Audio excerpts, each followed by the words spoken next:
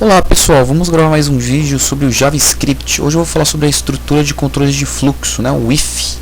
Então vamos lá, estou aqui já com o Visual Studio 2013 aberto. Você pode usar a sua ferramenta de escolha, como eu sempre comento, sua ferramenta de preferência, mas já vou aqui em File New, pegar um arquivo novo, pegar aqui HTML page já para criar nossa estrutura de página HTML e vamos começar já com os exemplos. Deixa eu aumentar aqui, beleza. Bom, vamos lá, vou falar sobre o if, né? No JavaScript, muito tranquila a utilização. O if no JavaScript é como em muitas outras linguagens de programação, é muito parecido, né? A utilização.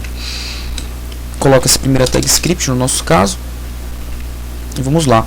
Bom, o if é para controlar o fluxo do seu código, né? A execução dele, né? Então, ele desvia a execução do seu código para um determinado ponto, né? Vamos usar uns exemplos. A estrutura do if é assim, né? Você põe o if, abre e fecha parênteses e coloca as chaves. Aqui dentro do parênteses você vai fazer seu teste lógico. Você vai colocar o seu teste, se for verdadeiro, ele vai entrar nessas chaves aqui. Se não for verdadeiro, ele não vai executar os comandos dentro das chaves. Você também tem a parte do else, que é caso a parte do seu teste lógico não passe, ele cai aqui dentro do else, né? Então você colocou o código aqui, uma verificação, uma expressão. Se retornar verdadeiro, executa esse bloco. Se retornar falso, executa o bloco que está aqui. Você não é obrigado, obviamente, a colocar a parte do else. Você pode simplesmente deixar com if, né? E se for verdadeiro, ele executa. Se não, não executa e o código segue o seu fluxo normal. Ok? Para primeiros testes simples, né? Vou declarar algumas variáveis aqui. Por exemplo, uma variável chamada nome. Vou colocar aqui, por exemplo, Léo. E aí dentro do if eu verifico o conteúdo dessa variável nome, e pergunto se ela é igual a Léo. E aí, sendo igual a Léo, eu mando uma mensagem na tela. Por exemplo, um olá.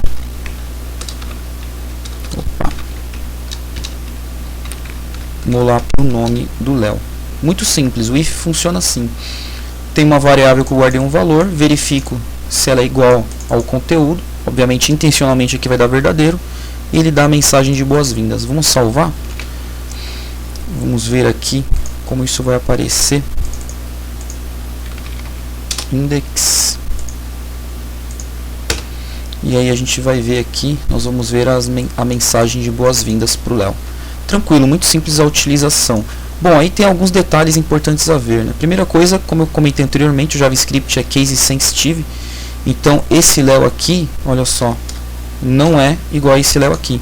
Então, por exemplo, nesse caso, esse trecho não vai executar, porque ele está em minúsculo, né? Então ele é case sensitive, olha só.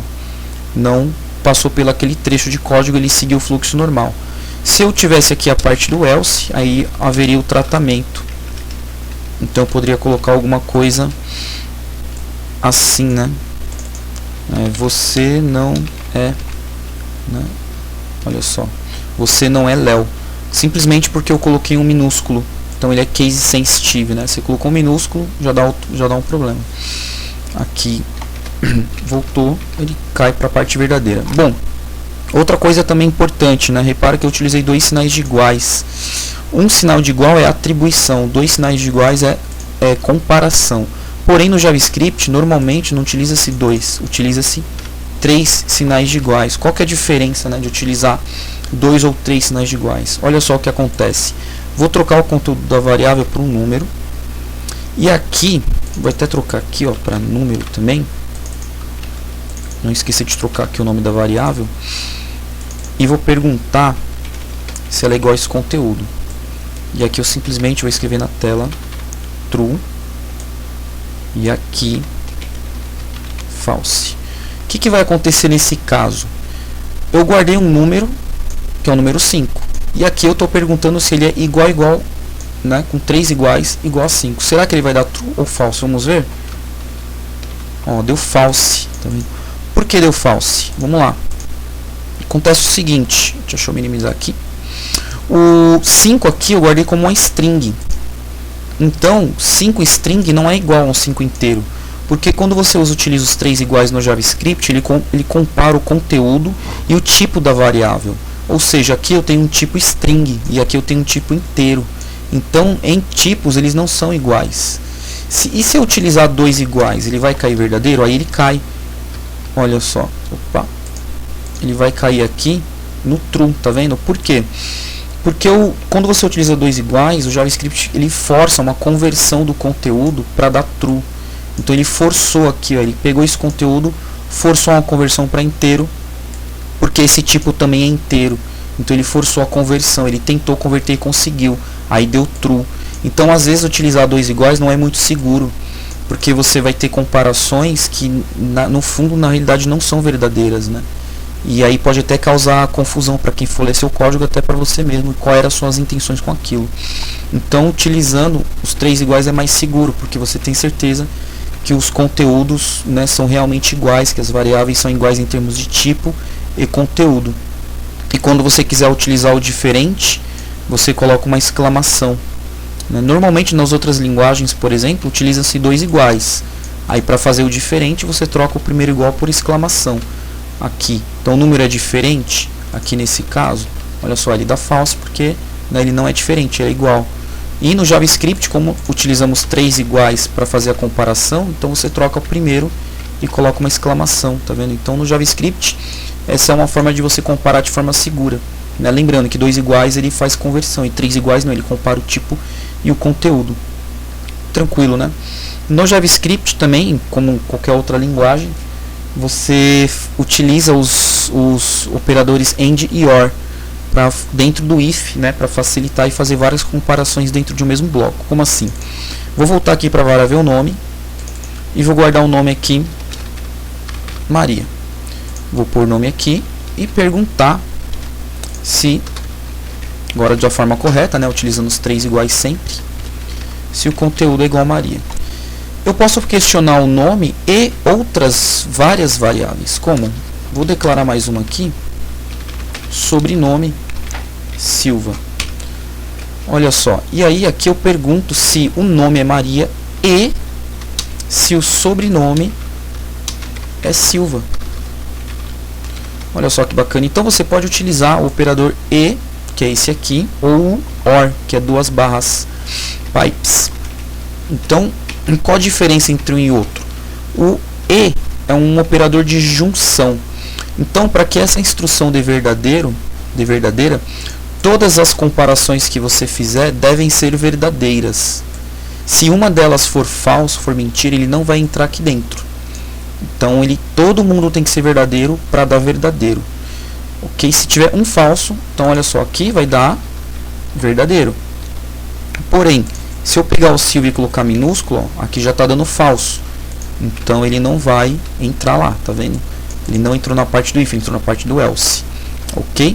Então, e se eu utilizasse o OR? Né? O OR é um operador de desjunção. Então, o OR, se tiver um cara verdadeiro, então ele considera que a expressão inteira é verdadeira. Se tiver um verdadeiro, todo mundo é verdadeiro. Então, olha só, trocando o E pelo OR, ó, deu true. Porque esse cara é verdadeiro, então todo mundo é verdadeiro. Pro OR dar falso, todo mundo tem que ser falso.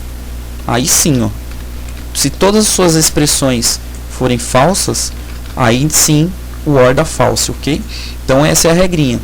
No E, no AND, né, no AND lógico, todo mundo tem que ser verdadeiro para dar verdadeiro. No OR, se tiver um verdadeiro, ele já considera que a expressão é verdadeira.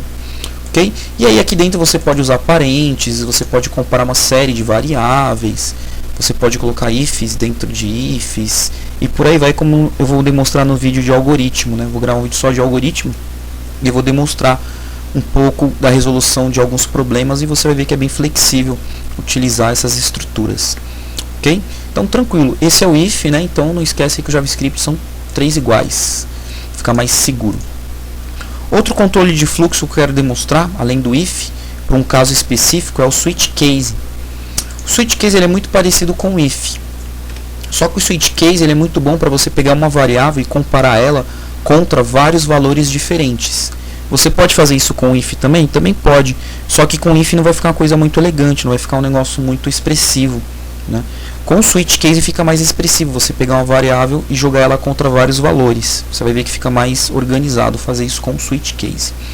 Nesse caso eu vou declarar uma variável chamada data e vou criar nela um objeto chamado date, que é um objeto interno do JavaScript. Não se preocupe, eu vou falar ainda dos objetos internos nos próximos vídeos. Vou declarar também uma variável chamada dia, no qual vou pegar a data e pegar aqui um getDay. Ok? Vou declarar mais uma também, dia, semana. O que acontece? O objeto newDate, quando você joga ele numa variável, ele retorna a data e a hora atual do computador completo. Então vou demonstrar aqui.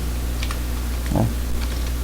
Vou imprimir aqui a data. Vai mostrar a data e a hora, todos os detalhes da data do meu computador. Ele pega a data do usuário, tá? Lembrando porque o JavaScript é client-side, né?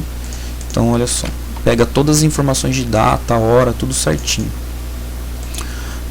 E o dia aqui, dentro do objeto date, ele tem o método getDay. Esse método ele retorna o dia da semana. Olha só. Só que, olha só o detalhe, ele retorna o dia da semana em número, sendo que domingo é 0. Então domingo é 0, segunda é 1 e por aí vai. Então ele começa com domingo é 0. Então não é forma legal de mostrar para o usuário, por exemplo, o dia da semana, mostrar um número para ele dessa forma, né? Não fica uma coisa legal. Então eu vou utilizar o switch case para fazer uma coisa mais bonita. Então já tenho aqui as minhas variáveis que eu preciso. Então vou começar. O switch case é assim, ó, switch. Você coloca a variável que vai ser analisada contra vários valores, coloca as chaves e constrói os seus cases. Então se o dia for 0, então quer dizer o quê? Que eu quero guardar no dia semana, quero guardar domingo. E aí eu coloco o break. Por que o break? Não pode esquecer do break, porque o break ele serve para interromper o case. Se não tiver o break, pode ser que dê algum problema, né, ou o código tenha um resultado inesperado. Então o break é para você dizer para a linguagem que o meu case acabou, que é para executar essas instruções e terminou. Ok? Então se for 0, então porque é domingo, como eu comentei, o getDay retorna o dia da semana em número, sendo que domingo é 0. E aí eu continuo construindo o switch case. Se for 1, dia da semana então é segunda. E aí com break de novo. E aí você vai construindo um switch case para tratar a questão do getDay. Bom, aí eu vou usar o copy paste aqui para agilizar um pouco. Aqui 2, terça, 3, é quarta,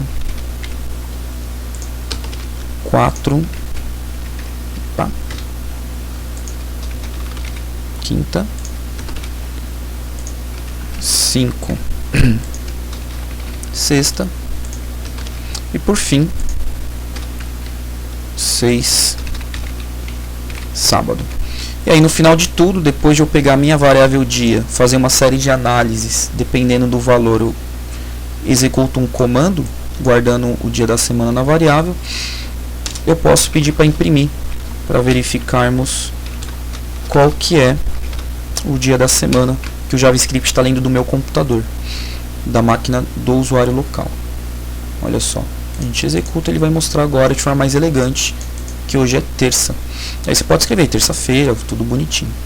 Ok? Tranquilo, né? Muito fácil a utilização do switch case, muito simples mesmo. É assim que utiliza o switch case.